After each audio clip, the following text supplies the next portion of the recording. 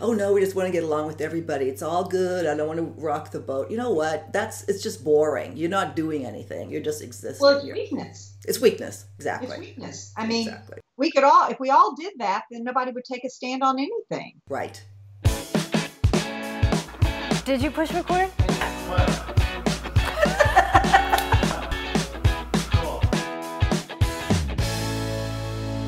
Thanks for tuning back into Our Second Act with Paige and Silka. Kristin Kaufman is back for one more segment with us, talking about her series, Is This Seat Taken?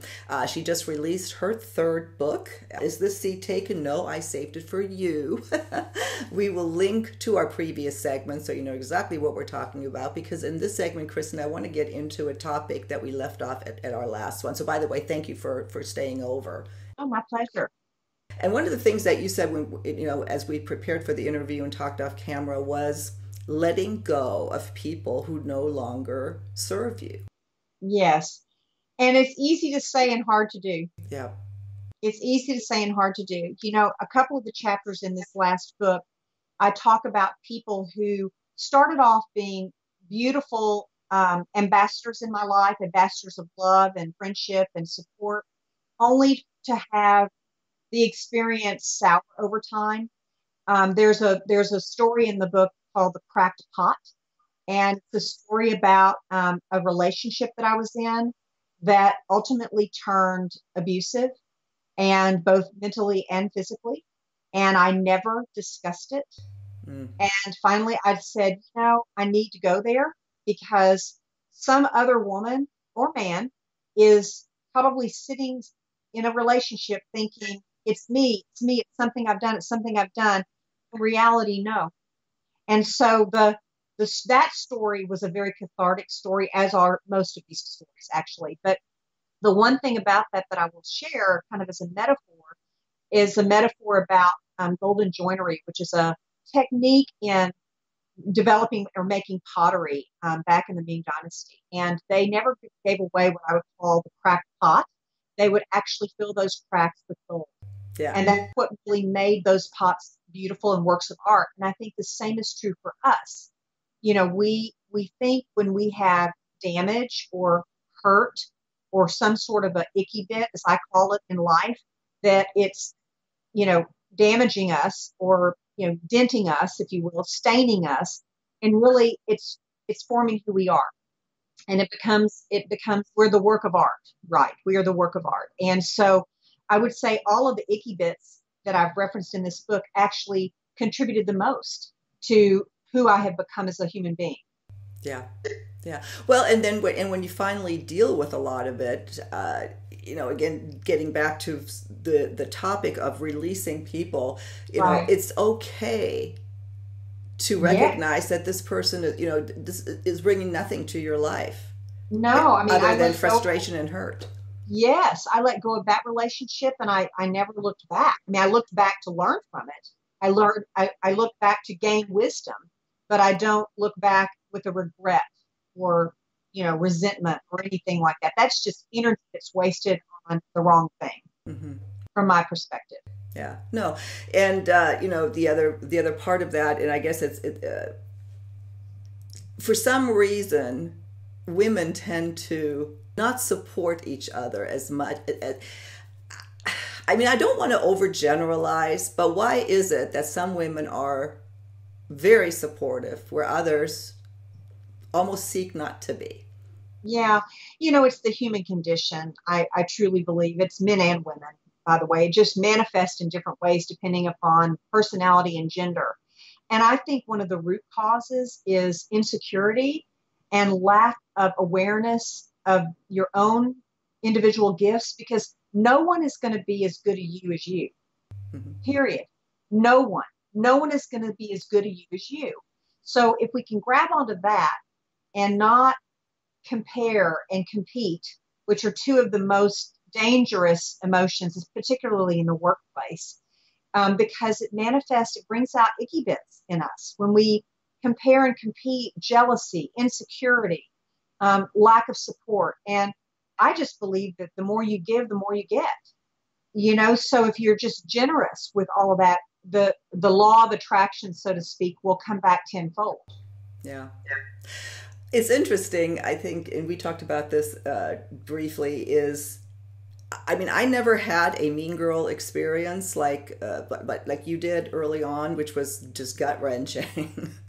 It's hard to believe that actually happened, isn't it? It is. I don't want to say what it was because I want people to read it. Yeah. Well, but, yeah. Yeah, but it was, you know, an exclusionary measure that was very difficult to deal with, you know, and like I said, that's another, I mean, you made me cry so much in that book. Oh. But it does make you think, you know, one, are you a mean girl? You know, I mean, I think I can honestly say that I have never, and if anybody's listening and I've done something too, you call me out on it, but I really don't think I've ever been a mean girl. Right. And the first time in my life was just in the last few years that I've actually experienced it. Yes. Well, you know, we all have faults. Right? We all have faults. We all do things that we wish we hadn't done or said things that we wish we hadn't said. I mean, that again is the human condition. Intent is important here, right? I mean, if it was not our intention to be that way, that's one thing. If it was our intention to be that way, that's another thing. Very good point. Very good point. What is your intention? Well, I can honestly say my intention was never that. Agreed. Yes. I may not have lived up to that, but that was not my intention. Except for one time, but I was sticking up for somebody else who was that's right. I was mean to him, but to a mean girl. So good for me. Right. Well, and I think, you know, as I mentioned in the chapter, there are multiple, I guess, ways that can show up, by omission or by commission, right? Mm. The people who are mean or betray by commission are obviously guilty as charged. But then there are also those folks that are weak and don't have the chutzpah, as we would say, to stand up for their friends, like you just said you did. Right. And that's betrayal or betrayal by omission. Yeah. And they're both hurtful. I'm so glad you brought that up, because when I read that, I thought that this makes so much sense, because what always has bothered me, like if somebody's going through a divorce or if you're really close to people, you know, if they're acquaintances, that's one thing. But you know, I don't want to have to choose between one or the other. I don't want to have to take sides. You know, I'm sorry, but you kind of do if you're a real friend. Yes. Yeah. Well, I had somebody say to me, I'm pleading the fifth, you know, I'm Switzerland. Yeah. I'm Switzerland. And I'm like, well, Switzerland might work in some things, that metaphor, but when it comes to loyalty to your friend or your family or your coworker that you are, you know, loyal to, there is no such thing as Switzerland. Exactly. You have to have the courage to stand behind your convictions, regardless of the consequences. And if that means that you're standing up for your friend, then that's what that means. And that may mean that you get voted off the island too. Yep. I don't know what it'll mean, but I do believe that's important. Yeah, I do too. I've always felt that way. And I was so glad when I read that, because people, you know, oh no, we just want to get along with everybody. It's all good. I don't want to rock the boat. You know what? It's just boring. You're not doing anything. You're just existing. Well, it's weakness. It's weakness. Exactly. It's weakness. I mean, exactly. If we all did that, then nobody would take a stand on anything. Right. And, you know, that's why you have to really be aligned with who you are and aware of who you are and what you believe in, your value system. I mean, I learned, you know, through my corporate experiences that values are the single most important qualifier for me, whether it be my friends or where I work or even the books that I'm writing. And if I'm not aligned to that value system, I'm not going to last long, because I'm not living in integrity. I mean, that big old job I had, my last corporate job, oh my goodness, Silke, I couldn't wait to get out of that company, because the value system was not mine. It was corrupt. It was competitive. It was evil. It was just, I wrote about it actually in this book. And I never looked back. I had a peace that passed all understanding when I left that company, and I had no idea how I was going to make a living, but I knew it wasn't there. Yeah. No, very, very interesting. Kristin, I've so enjoyed talking with you. I'd like you to leave our viewers with, you know, sort of sum up our message and your book, because we already are, again, at 10 minutes. Oh, my gosh. Okay. Well, I think the one thing I would leave you with is I do not believe that incidental encounters are incidental. I do not believe the seats in which, metaphorically speaking, in which we find ourselves are accidental. They are absolutely the seat that we are supposed to be sitting in to either learn or teach or serve. Period. That's it. Yeah, no, that's great. Kristin, we will link, of course, to all your information. We'll link to your book, and I can't wait to talk to you again soon on Our Second Act with Paige and Silka. Bye. Thank you so much.